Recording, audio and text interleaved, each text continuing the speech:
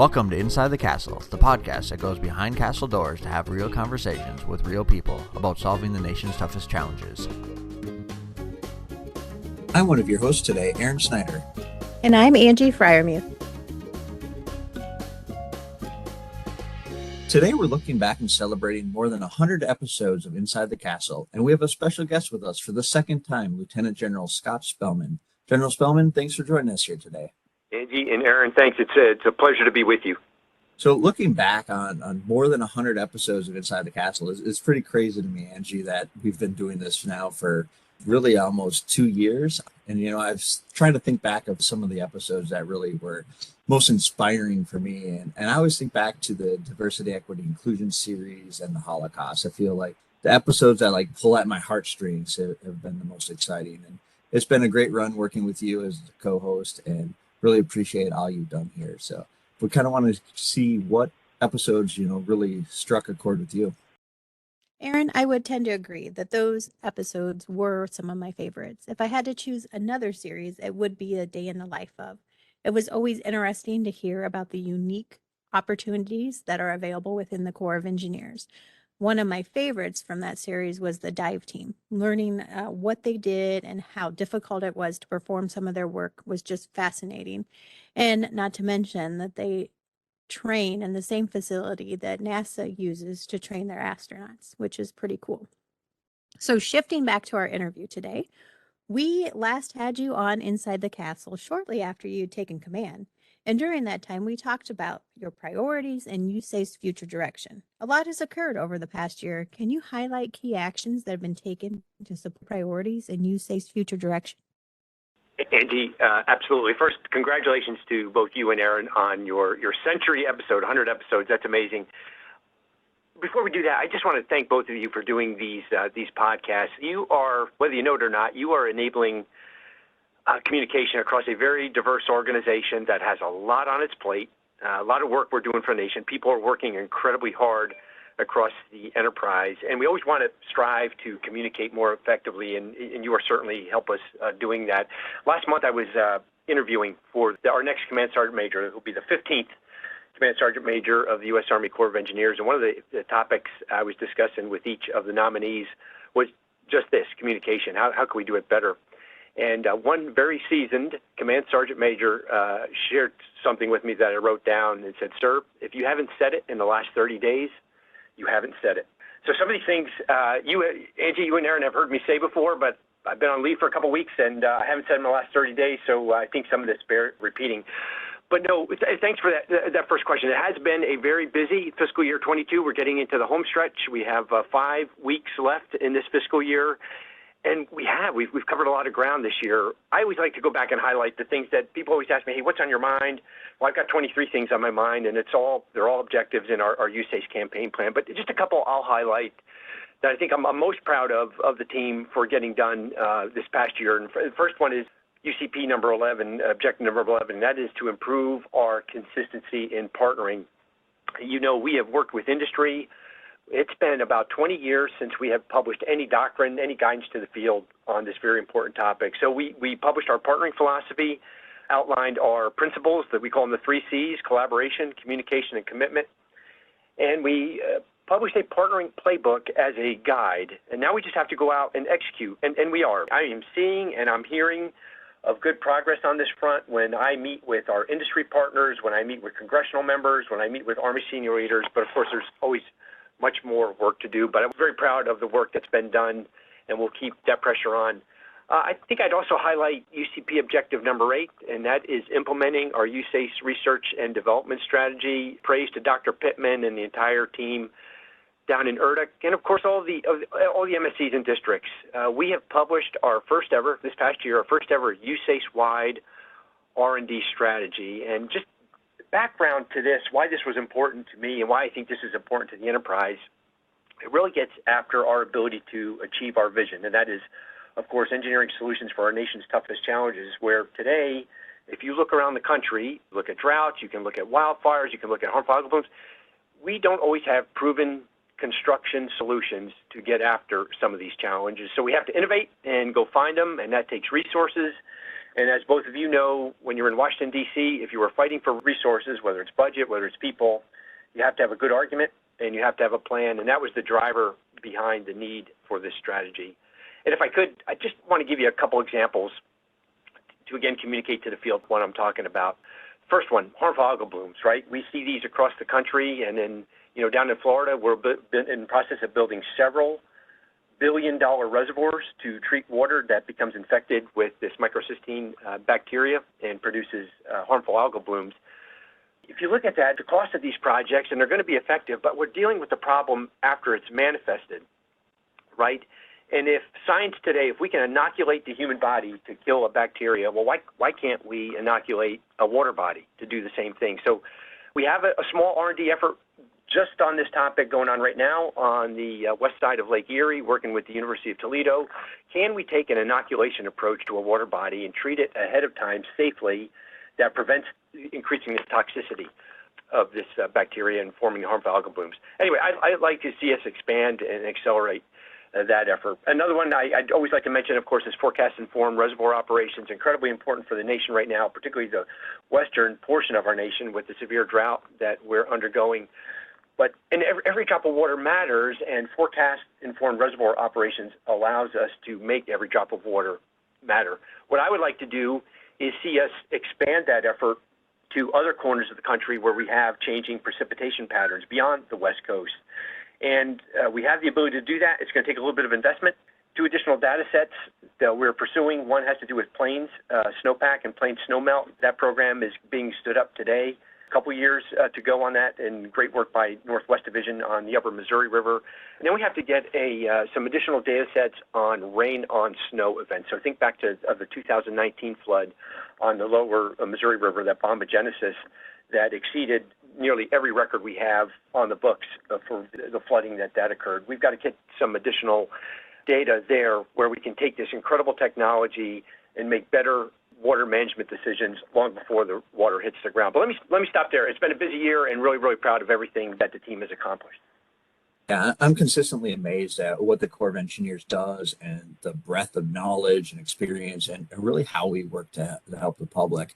And what we really need to do that is appropriations. And fortunately for the organization, we received record appropriations, really. And then also we have the bipartisan infrastructure law. So, and we've heard you talk a lot about winning. What does winning look like for the Corps? Hey, Aaron, so just some quick background. A couple years ago, when I was nominated to become the 55th Chief of Engineers, General McConville, Chief of Staff of the Army, called me and just gave me a couple bits of guidance. And if you know General McConville, you know winning is a part of his command philosophy. He talks about it frequently, and the conversation goes like this. So look, winning matters to the United States Army. The U.S. Army doesn't show up to participate. The U.S. Army doesn't show up to try hard. The U.S. Army shows up to win. And so he said, General Spellmon, I would like you to define winning for the U.S. Army Corps of Engineers, and then I would like to see your campaign plan for how you're going to go about winning in USACE. And I'd like you to come back and walk me through that in 60 days. So the first part came pretty quickly, definition of winning for USACE. And I wanted something that spoke to everyone across this very broad and diverse organization. So we defined that as safely finishing quality projects on time, within budget, right? That's the why of the Army Corps of Engineers. That's why we exist, to safely deliver quality projects on time, within budget for the nation. And we have examples of this all the time. And just think of what happened here a couple months ago in June. Boston Harbor. We deepened Boston Harbor, if you don't know, from 40 feet to a 51-foot channel.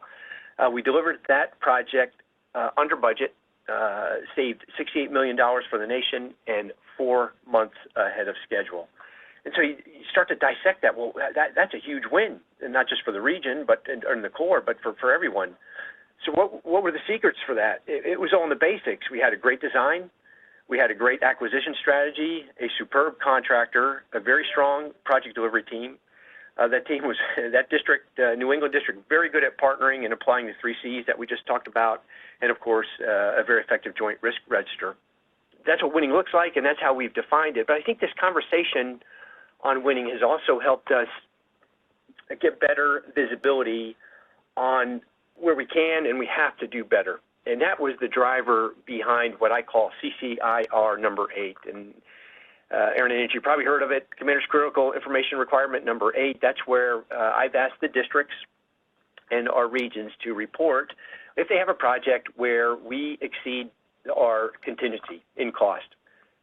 Shoot us a note. We want to know why. Or if you break schedule, right? If your schedule exceeds now your planned float, I want you to report it, right? And we're learning more about how we can do better at winning and increase our percentage in winning on some very complicated projects.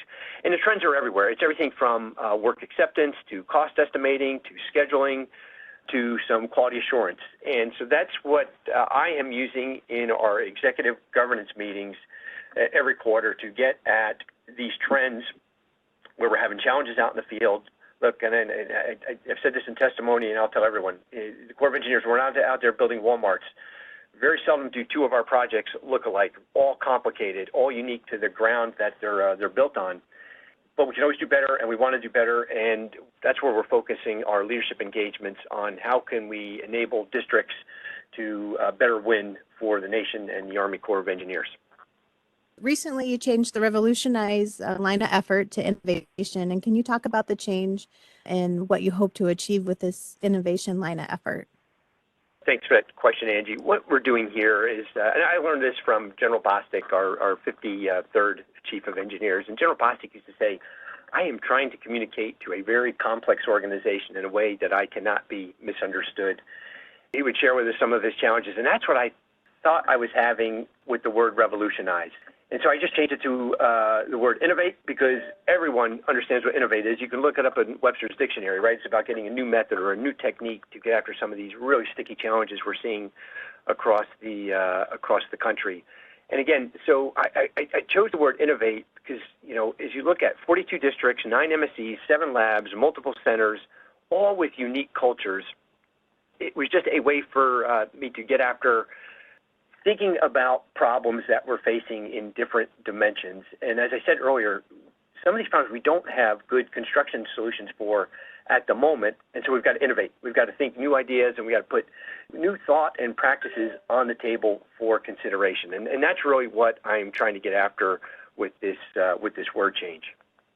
I love innovation. Now, you don't have to convince me on that one at all. I love the pushing on new ideas and just doing things differently. And I feel like sometimes, you know, with such a huge organization, so many policies and procedures that, you know, sometimes we get stuck in our ways. Like, this is how we've always done it. This is exactly what the policy says. But to be able to really push those new ideas and have a diverse workforce and diverse ideas, I think that's just awesome that we're pushing innovation. And can you talk a little bit about that innovation, the workload that the Corps has overall, and what we're doing to ensure we deliver quality projects on time and within budget? Yeah, and one of the things I've learned in my first 2 years here is what is revolutionary to one person or one district, or what is innovative to one district might be common sense to the next person. So some of this on this topic, on the unprecedented workload, might seem like common sense to many. But let me talk about on this one, because there's a lot that we're doing. I mentioned the 23 objectives in the Use Case Campaign Plan, all designed to get after this. But let me just talk about resourcing people to get after this workload. Done a few things, and so let me outline. First of all, we worked with the administration and OMB to increase our S&A rates for military programs on the MILCON side, military construction, and Sustainment, Restoration, and Modernization Projects, SRM. The last time that the Corps had an increase in its S&A rate was like 1990. So it's been over 32 years since we went back to the administration and said, we need help. And over those 32 years, because we made a deliberate decision to keep our rates flat, we lost on the equivalent of about 2,500 full-time equivalents across the Corps. So think about that, 2,500 people that are no longer in districts because of a decision that we made to keep those rates where they were. We went back to the Army, we went back to Office of Secretary of Defense staff, and we went back to OMB to make the argument that we have got to reinvest in our oversight of this massive program that we have been given. And we drew large support across the board from this, all the way up to the White House. And so we're not going to buy back all 2,500 of those full-time equivalents that we lost. We went with a modest increase to get started. We're going to buy back 1,000, but we're going to buy back the right thousand. So experts in, think of cyber technology or low voltage or some of the things that we're really seeing challenges with out in the field. So that's on the Milcon SRM side of the house. And Aaron, Angie, you know, on the civil works side, we're funded, our people are funded through the expense account. And I really want to credit the team who have been doing exceptional work with the administration and with our oversight committees on making the case on if we're going to have this massive investment in infrastructure, which we have seen record level appropriations, we've got to make commensurate investments in our ability to provide that oversight through the expenses. So we've seen increased expense dollars not only in our annual appropriations, but also in some of the large supplementals that you mentioned earlier. That's there. Also working hard to make it easier for our teams out in the field to hire and hire more quickly.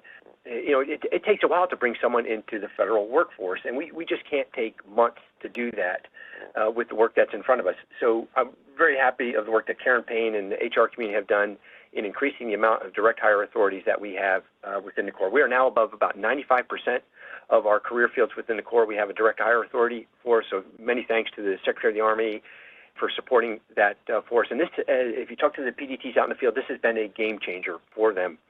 Recently, last month, we just had the real estate field. We received a direct hire authority for there. So great news on that front. And I'm really proud of the work that many of the regions are doing now in more localized hiring fairs, where we're getting out there, talking about the Corps, and making the case, and then bringing people on, in some cases right out of college, just, you know, fresh with their Bachelor of Science degree, and putting them to work out in our PDTs. And as you know, I also have a campaign plan objective on just changing the ways that we actually talk to people in our interview panels and having a more conversational approach where we get to elicit better information from our applicants, and we bring on the best absolute talent that we can to get after this massive challenge that we have. But no, a number of things there, but a lot of things that we're continuing to work to make sure that we bring on the right people and the best people to help us get after this historic mission.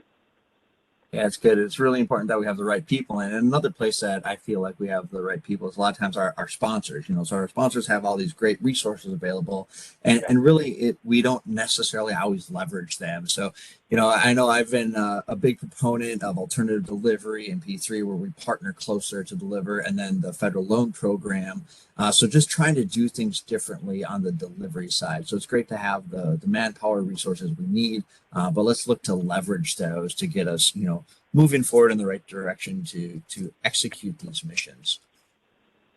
Earlier, you mentioned the command philosophy for partnering, and can you talk a little bit more about your philosophy and how we are working to enhance the way that we partner? Sure. So, Angie, you're right. Partnering and partnerships, it's one of my 4 priorities that I had when I came in, and it's still very important to all of us, right? So, told people, I've shared with folks, you've heard me say this before, I thought we have a consistency problem on the topic of partnering across the enterprise. And what I mean by that is we have districts that do this extremely well across the board, and then we have districts that frankly don't do it well at all, and they've got a lot of work to do. And then even in some districts, you have consistency problems. So you have a project delivery team on one end of the hallway that does partnering extremely well, and then a PDT on the other end of the hallway not well at all. So I wanted to improve our consistency across the board. And this was based on feedback, again, that I was receiving from many of our industry partners out in the field. And so, again, we published our partnering philosophy. I talked about the 3 C's earlier, and then we also published a partnering playbook. Again, the first guidance that we've put out in many, many years on this topic. And I've made this mandatory reading for all of our serving district commanders and our regional commanders.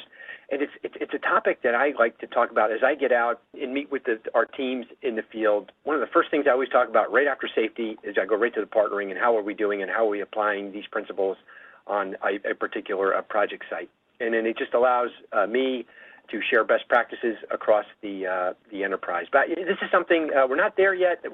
We, as I mentioned earlier, we are seeing vast improvement. And again, I'm not hearing this just from the inside. It's also from our partners out in the field. But as I said, there's always more work to do, and I'm very proud of the products that we put out. I'm even more proud of how people are being innovative in the way that they apply these principles to their particular projects.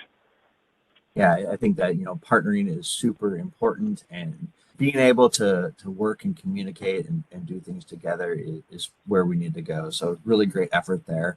We are running short on time here, but I would like to get to one listener question before we go, sir. Hi, General Spellmon.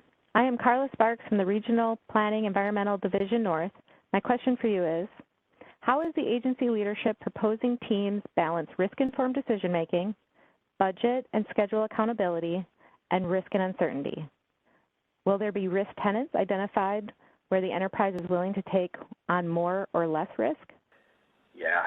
So first of all, a great question with many different dimensions to it, Aaron, and so thank you for that.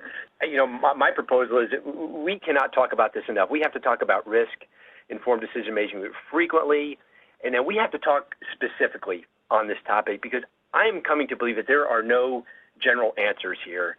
This is generally, in my view, project-by-project discussions, and it's based on facts on the ground, and details are important.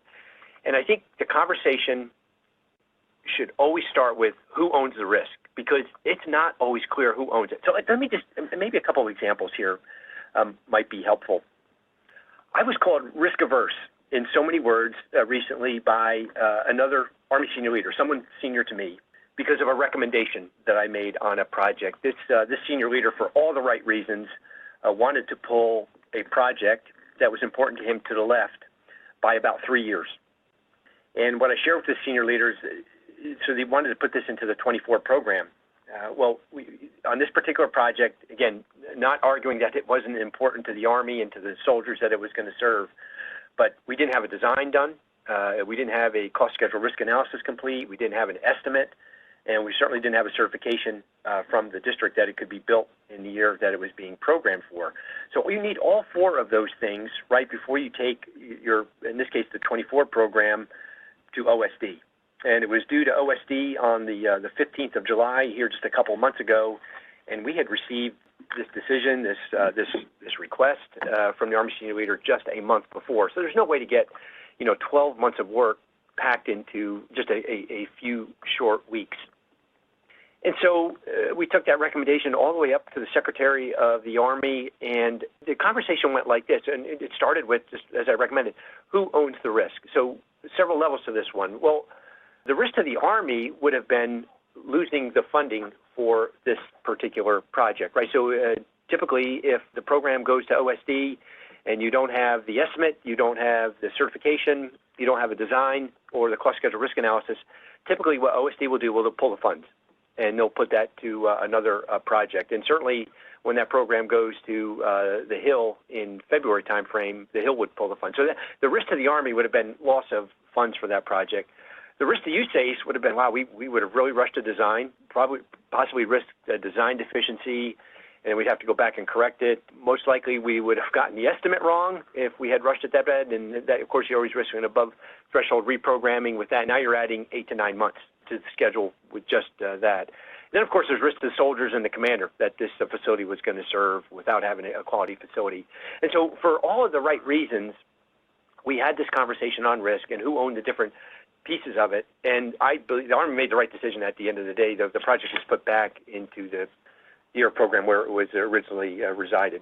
So anyway, it's having that discussion, but I say that all sounds like common sense, but there are times on projects where we don't have that conversation, and or we don't elevate the conversation to the right level to the people that own the risk, and then we find ourselves in trouble. So again, a great question from the field, and you cannot talk about this enough, but we have to talk about it specifically because every project is different, and who owns that risk on every project is different as well. So thanks for that question.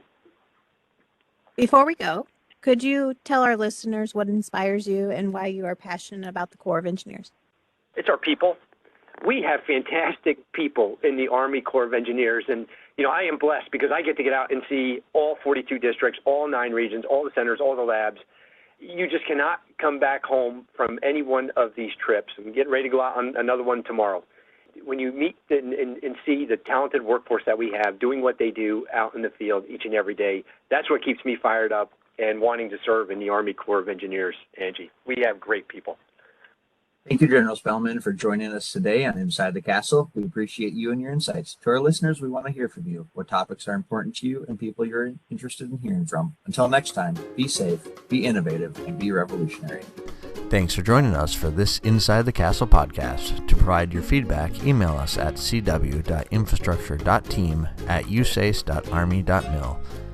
Stay tuned for additional Inside the Castle podcasts as we explore life inside the Corps and revolutionize civil works together.